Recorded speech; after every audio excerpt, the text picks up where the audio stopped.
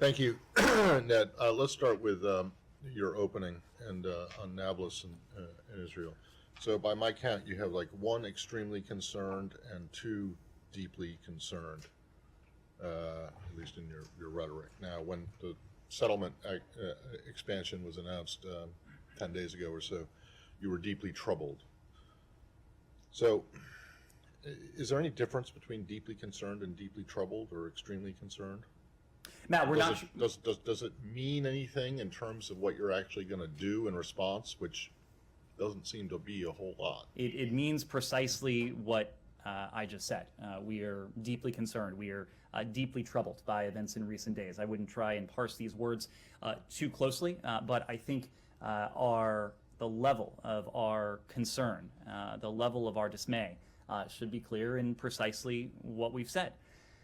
We have consistently, not just during this phase of heightened tensions, but consistently over the course of this administration, urged both Israelis and Palestinians to avoid steps that only inflame, that only exacerbate underlying tensions. It's especially critical that now, in the midst of a period that has seen far too many lives lost to violence on both sides, Palestinian lives, Israeli lives, it is especially important during this period that both sides, Israelis, Palestinians, not take steps that only serve to inflame tensions and that actually take steps to de-escalate tensions. We were encouraged to see the arrangement that Israelis and Palestinians had come to over the weekend.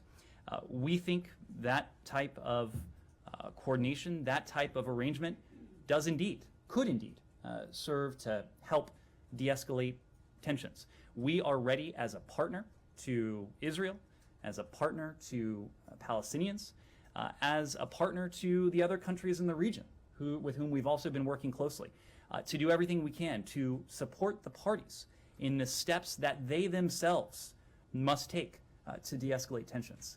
Now is especially important for them to do so. So the arrangement that you just mentioned, that you said hoped would lead to the de-escalation. Well, I mean, it clearly didn't work, at least in the short term, 2 days ago. Hasn't worked so far. Are you ready to say that that was a failure? Well, first of all, this is an arrangement between Israelis and Palestinians. I didn't say it wasn't. You said it was my point. Encouraged by it, and you can't be encouraged now because it didn't seem to do anything. Well, Matt, you also alluded to the fact that you're talking over the time horizon of a couple days. We are not ready to render a verdict. It is certainly our hope that the type of arrangement that Israelis and Palestinians had worked out in recent days does indeed, in the coming days, serve to de-escalate tensions.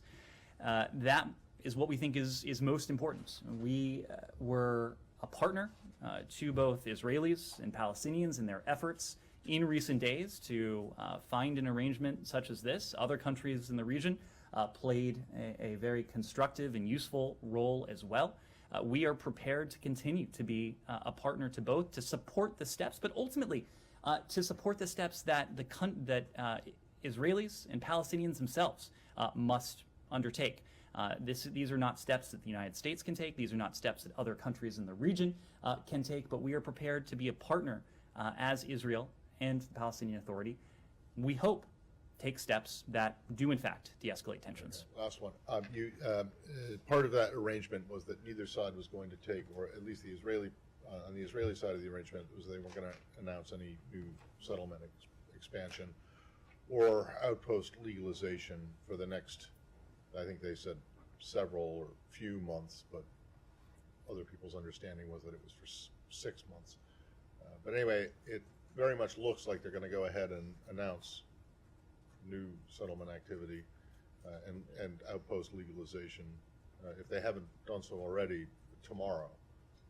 But apparently, according to people who were there in the room where it was approved today. Is that a violation of this agreement and your efforts to try and prevent the Palestinian proposed resolution from coming to a vote and replacing it with a presidential statement, a weaker document, seem to have not produced the result that you wanted, at least in terms of how it relates to the situation on the ground. It might have prevented a big debate during this week, Ukraine week, at the UN, but it doesn't seem to have helped the situation on the ground. Is that an accurate assessment? A couple things, Matt. First, on the arrangement between Israelis and Palestinians, again, this is not something that we are a party to. We're going to leave it to the parties themselves to speak to the details of the arrangement that they had reached.